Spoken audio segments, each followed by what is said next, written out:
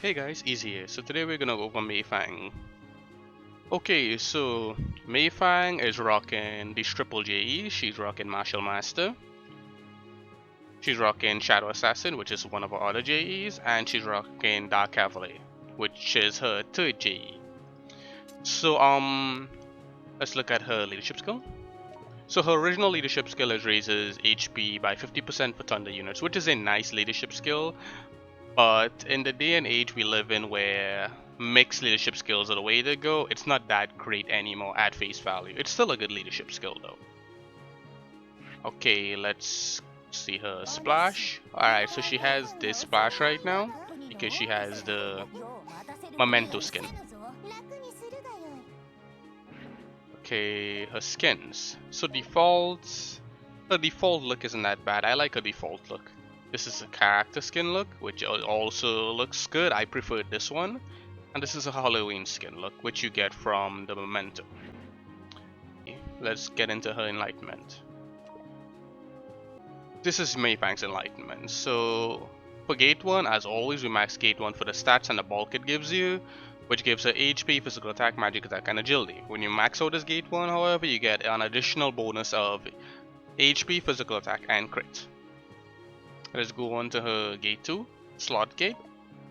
Okay, her Gate of Slot, which is usually for a change in one of your passives.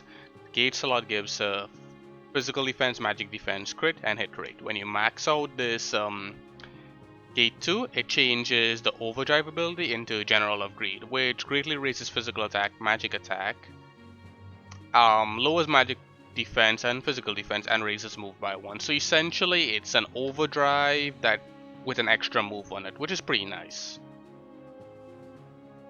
Her Gate of Lust, this gives you HP, Dex, Agility, and Evasion rate. However, when you max out this Gate of Lust, it gives her HP by 50% and all attack by 20% for Thunder units, which in turn isn't a bad leadership skill if you don't have any Thunder leads to run her with.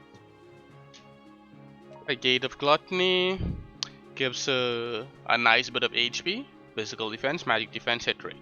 However, when you max out this Gate of Gluttony, it gives her HP, physical attack, dex, and strong versus the greed and rat tags. And her Gate of Rat, which gives her HP, physical defense, magic defense, and agility. When you max out this Gate 5, it gives her an additional modifier on her Anti-Tech Palm, Assassin's Blade Charm, and Death's Domain. Okay, so my Enlightenment recommendation for Mei Fang are you go Gate 1, Gate 2. So you put 5 points into Gate 1, 5 points in Gate 2 if you have the resources for her. If you don't have a leadership skill for her, you go 5 points into Lust. You can leave 3 points into this if you really want. And we go 5 points into Rat. This is so she gets all the damage and utility that she really needs. However, if you're cheap on or you don't have the resources, you can always go Gate you max the Gate 1, you max the Gate 2, you put 3 points into this, 3 points into this, 3 points into this. But I highly recommend if you're gonna use Mei Fang for her niche, you max out the Gate of Rat. This gives her a nice little modifier on her Anti-Tech Palm. Okay, so let's go over the ways you can run Mei Fang. So you can run Mei Fang in Martial Master. This is for her niche to avoid the strong versus robots. You can run her as this. You can run her as Dark Cavalier Jaeger, which you just run her as a Dark Cavalier with 4 move, which you would use a Gate 2 passive. You would use Dark Having, which gives you the reduces cost of skills that consume HP and physical attack up. This one is the Overdrive that gives you 1 move. She's a Dark Cavalier with 4 move instead of 3. For the reactive, you'd use Roundhouse Block to make her a little bit more tanky. You can use this if you want, which she gets a little slash up, or you can just run the Dark Cavalier's sub for the Retribution Blade. And then you max out this to get the skills on Dark Cavalier. However, if you run her Martial Master, you run these abilities, you would want to max out this if you're using her in manual play. You can run that Cavalier sub, or you can run Martial Master sub. It's up to what you're really doing. You run the Roundhouse block, which gives her the chance of reducing physical damage when physical attack is received. You run her with her Gate 2 passive, which gives her the extra move, so you don't have to run stealth anymore. You can just run her with the double attack passives, and she has 4 move and a lot of attack. So at face value, Mei Fang, she has a lot of stats. Like, look at her HP before leadership skill. Look at her physical attack. Like, she has really good stats. Really good stats. So her memento gives her the exclusive skin. It gives her this VCR if you can get it, which is a really nice VCR for her to have. She gets HP for the Greed Dyke units. She gets HP and physical defense. This is for these units on the list right here, which includes Mei Fang. She gets some slash resistance and pierce resistance. It's for Mei Fang and little Ouroboros. And then she gets this vision ability. Panic Impulse. 3-hit thunder slash attack on enemy units strong versus water and machines. 100% hit, raises power for thunder units from Greed Dyke. Okay, so let's get into a map and then we can showcase Mei Fang's abilities. Okay, as we have Mei Fang pulled up here, I'm gonna be running Orion leadership skill for the extra damage, as we don't have Mei Fang's Gate 3. For the gear setup, we're running the Roin Slash, which is the Martial Master gacha weapon. We're running Regen Armor, and we're running the Full Metal Alchemist gacha gear. However, if you have her VCR from her... If you do have this VCR, you can run the VCR, you can run Regen Armor, Life Belt, or Tamamo VCR for the defensive weapon, and then you can run an agility piece of gear here. You have a wide variety of options for your agility piece of gear. You can run this, which is another gacha gear. You can run this if you have it. Let's see, what else can you run on her?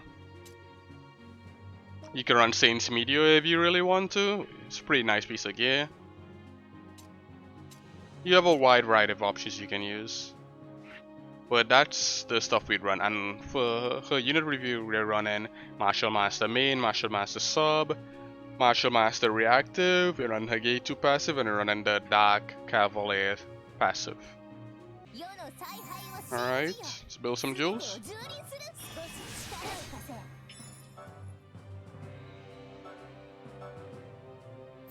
Alright, so let's get into this. Her auto attack right now is doing 2752 damage. It's pretty nice.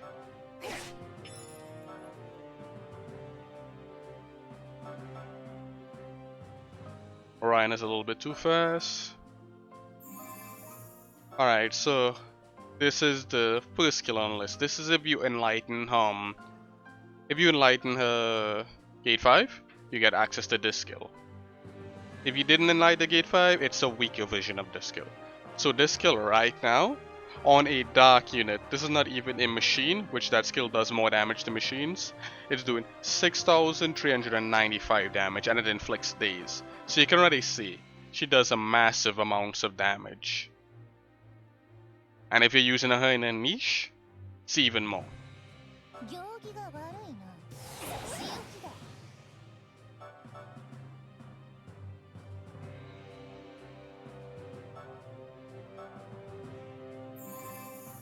Second skill, penetration, pierce attack, strong versus monsters, inflict sleep. So it's a range 3 skill, so we can go back here. And it has a nice little CC attached to it. It's doing 2,976 damage.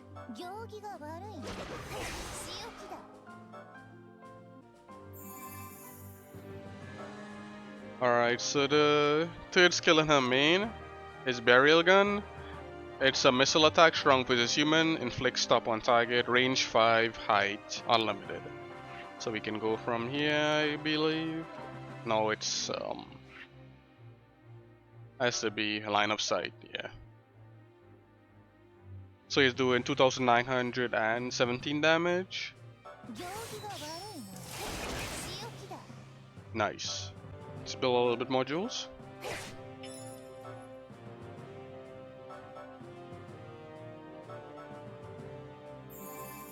Okay, and if you maxed out her main, which this doesn't have a main maxed out for hidden purposes, if you max out her main, she would have a skill called Great Atmo, which is a slash attack that's around you. It's like an AoE, and it reduces the physical attack and magic attack of the enemies it hits by 20%. Okay, so let's move on to her sub skills now.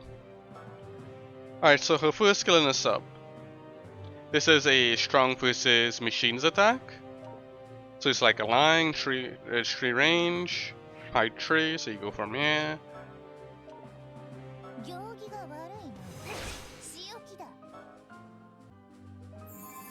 Second skill is nature slash strands.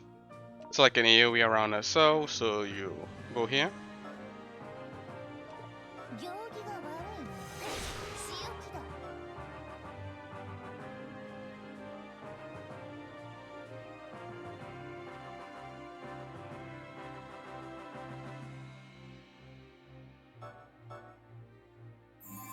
And the last two skills on her the sub are 2 buffs, so let's build some jewels.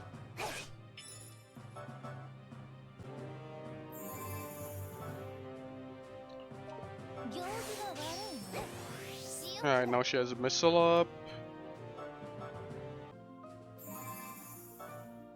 So burial gun? No, burial gun is doing 3,152 damage. It's not a really good charge up, it's just okay. I think it's a 15% damage modifier on the skills. Yeah, it looks like about 15%. So we can do this.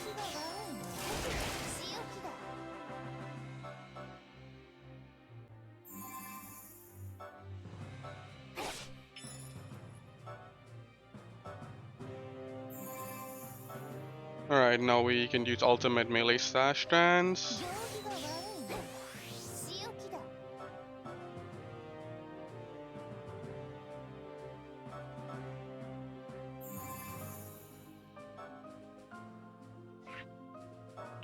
And then we use this, now it's doing 7,086 damage. It's pretty nice.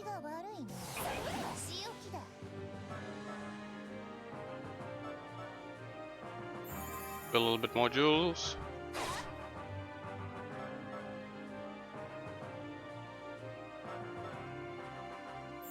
And now we can use her vision ability. Panic Impulse. 3-hit thunder slash attack on enemy using strong versus water and machines. So this versus a human, it's doing essentially 6,000 damage. This is not even versus her niche, which is machines. So let's see how it goes. It's a casting ability.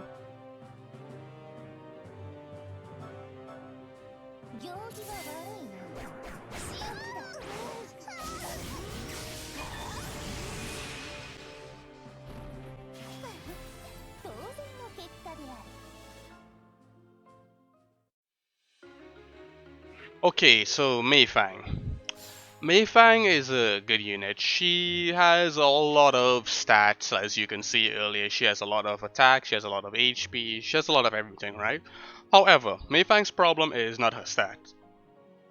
Her problem is the kit she has. As she got the triple JE and she didn't get a job plus, she has a niche which can be used to fight like machines, stages where it has machines in. She excels at beating machines if you run her as a martial master, as she's the only one in the game with that JE. Is it a good thing or a bad thing? I'm not really sure. Mei Fang could be so much better if she had a kit to go behind her stats. However, she does not have the kit behind her stats.